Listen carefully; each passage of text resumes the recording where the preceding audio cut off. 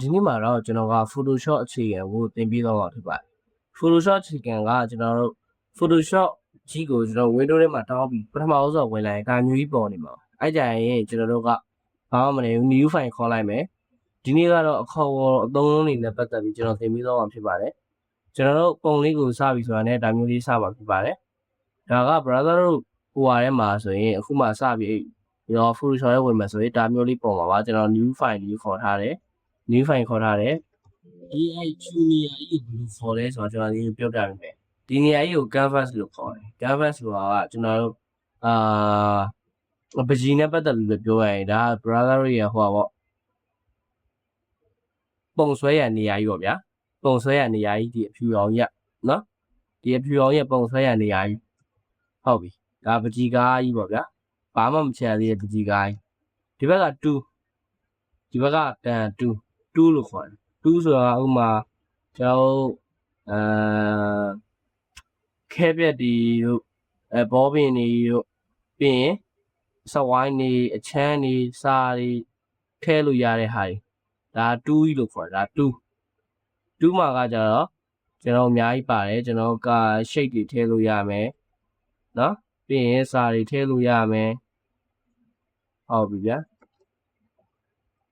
စာတွေထည့်လို့ရမယ်နော်စာတွေထည့်လို့ရမယ် shape တွေထည့်လို့ရမယ်ဒါ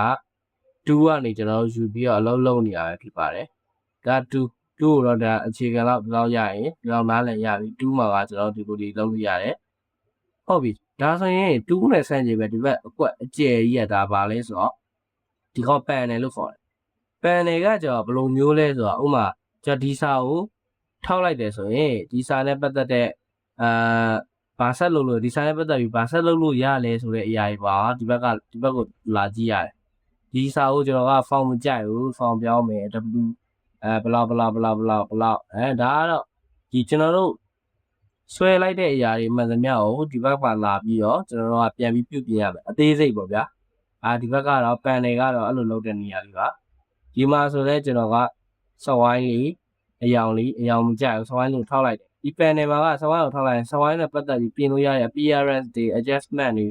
အကုန်လုံးကိုဒီ panel ထဲမှာပဲပြပြီးဒီကောင်လည်းကျွန်တော်ပြန်အောင်ပြောင်းကြည့်လိုက်မယ်အကုန်လုံးလို့ရပါတယ်ပြီနော်ဟုတ်ပြီဒါဆိုရင်တော့ browser လို့ panel ကိုလည်းဘာလုပ်တဲ့အရာလဲဆိုတော့သဘောပေါက်မှဖြစ်ပါတယ်ကျွန်တော်2နဲ့ဆွဲမယ်ကျွန်တော်ပကြီးကားလေးပါတင်မယ်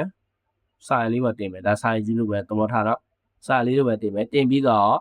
ဒီနဲ့ထပ်ပြီးသက်ဆိုင်တာတော့ကျွန်တော် panel ဆိုတဲ့နေရာဥမာ browser စချစ်တော့အရာထင်သွားတယ်ဒါပေမဲ့အရာထင်သွားတဲ့အရာကိုရှေ့လျှောက်ပြုစုထိန်းသိမ်းရပိုပြီးကောင်းမွန်လုပ်နိုင်တဲ့အရာဒီ panel browser တော့မဟုတ်တော့browser 2ကြီးဗျာအဲ့လိုမျိုးသဘောတရားနဲ့တောင်းလို့ရတယ်နော်ဒါက2ရယ်ကျွန်တော် canvas ရယ်ဒါဆိုရင် panel ရယ် browser သဘောပေါက်သွားဖြစ်ပါတယ်ရရဆိုတော့ပေါ်ပိုင်းကိုထပ်သွားမယ်အဲ့မှာ file edit image layer ဘာကြီးညာအဲ့လိုအများကြီးပါနေရမကူမတိရရဲ့အများကြီးပါနေနေရ menu ဆိုတာမှလား menu board တို့ပါအောင်ဆိုအလကားထားအောင်ဒီနေရာမှာတခုလိုချင်တာပါညာရှိရင်ဒီမှာပဲသွားရှာရမယ်နော်ဒီမှာပဲသွားရှာမှာဒါကတော့ menu ကျွန်တော်တို့ဒီအောက်ပိုင်းတစ်ချက်လုံးနဲ့ပတ်သက်တာတွေတော့ဒီ menu ထဲမှာပဲရှိတယ်အဲ့ဒါဒီကောင် menu လို့ခေါ်တယ်ဒီနောက်တစ်ခုကကျွန်တော် option bar ဆိုတာကဘယ်လိုအရာမျိုးလဲဆိုတော့ဥပမာဒီစာကျွန်တော်ပြီးကတ်ထားဟုတ်ပြီ option bar မှာကြည့်ရ option bar မှာဆိုရင်ဒါကိုဘယ်လိုထားခြင်းလဲဘာညာဒီ option bar မှာကျွန်တော်ထပ်ကြည့်ရဒီမှာဆိုရင် option bar ကိုနားလည်အောင်ဆိုကျွန်တော် pen 2ယူလိုက်မယ်နော် pen 2ယူပြီးတော့ကျွန်တော်ပုံဆွဲဒီကောင်ကကျွန်တော် panel ထိမရအောင် panel နဲ့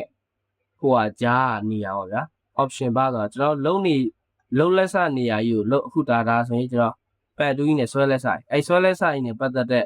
အရာကြီးအကုန်လုံးကဒီ option bar ထဲမှာပဲထပ်ပြီးရွေးချယ်ဝင်ရှိတယ်ကျွန်တော်ဆွဲနေရဟာကိုချက်ချင်းပဲဒီ option bar မှာရွေးချယ်ဝင်ရှိတယ်ကျွန်တော်ဘာလုပ်လို့ရတယ်ဘာညာဒါ option bar လို့ခေါ်တယ်ဒါဆိုရင်တော့ browser တို့နားလည်ပါထင်ပါတယ်ဒါဆိုရင်ဒီနေ့က panel ရယ် canvas ရယ် panel ရယ် canvas ရယ်2ရယ် menu bar ရယ် option bar ရယ်ဒါဆိုရင် browser တို့ Photoshop မှာတည်တဲ့ခေါ်ပေါ်သုံး basic တွေကိုစတည်သွားပြီဖြစ်ပါတယ်ကျွန်တော်တခြားဟာတွေကိုလည်းနောက်နေ့မှာထပ်တင်ပြီးသွားမှာဖြစ်ပါတယ်ဒီနေ့တင်တဲ့ဟာထဲမှာနားမလည်တာရှိရင်လည်းကျွန်တော်ကိုအာမနာနဲ့မေးမြန်းလို့ရပါတယ်ကျွန်တော်ရဲ့ chat box ပဲဖြစ်ဖြစ်comment မှာပဲဖြစ်ဖြစ်မေးမြန်းလို့ရပါတယ်ကျွန်တော်ကအခုbasic beginner တွေအတွက်အဓိကသင်ကြားပြီးနေတာဖြစ်တဲ့အတွက်ကြောင့်basic စလုပ်တဲ့သူဆိုရင်ဘူးနားလည်ပါလိမ့်မယ်တင်ပြီးသားတက်ပြီးသားသူတွေနေနဲ့အကြောင်းတယောက်နဲ့တယောက်အယူဆအတွေးခေါ်လို့တူကြအောင်ဆိုတော့brother တို့နဲ့စိတ်ချင်းမတိုက်ဆိုင်တာရှိရင်လည်းsorry ပါ